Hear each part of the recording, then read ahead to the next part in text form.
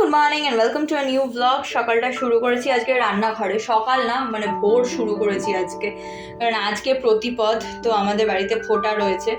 আর দ্বিতীয়াতে কাদের কাদের ফোঁটা হয় আমাকে জানিও, আর প্রতিপদে কারা কারা ফোঁটা দিচ্ছ সেটাও আমাকে জানিও।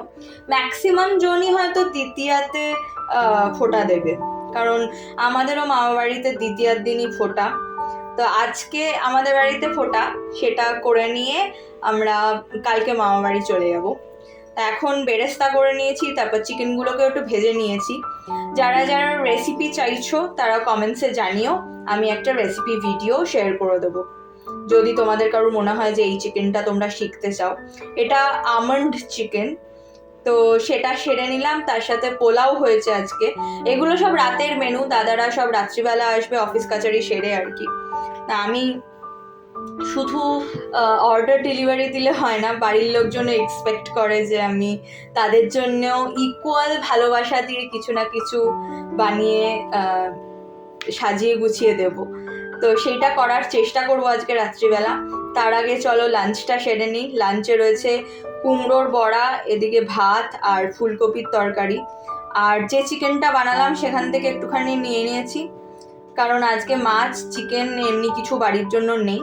আর যে চাটনিটা দেখতে পেলে, ওই চাটনিটা হচ্ছে যেটা আমার বড় মামি পাঠিয়েছিল, সেই চাটনিটাই।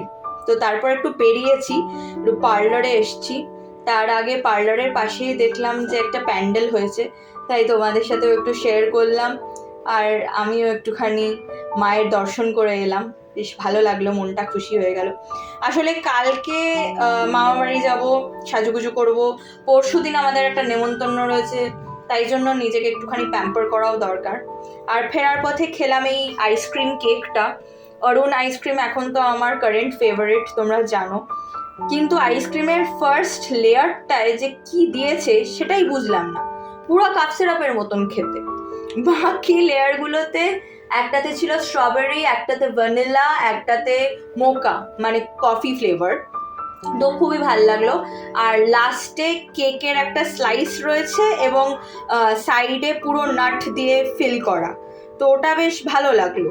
পুরো জিনিসটা মানে টেস্ট ওয়াইজ খুব ভালো লাগলো। জাস্ট ওই একটা লেয়ার ছেড়ে প্রথম লেয়ারটা কি এসেন্স দিয়েছে সেটাই বুঝলাম না।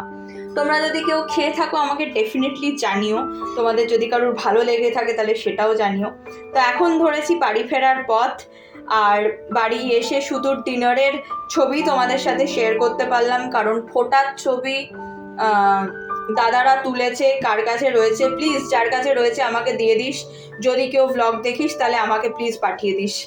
তো যাই হোক, তোমাদের সাথে পারলে পরে শেয়ার করে দেবো। দেখা হবে নতুন আরেকটা ব্লগে। টিল দেন টাটা, সবাই খুব ভালো থেকো, সুস্থ থেকো, সাবধানে থেকো।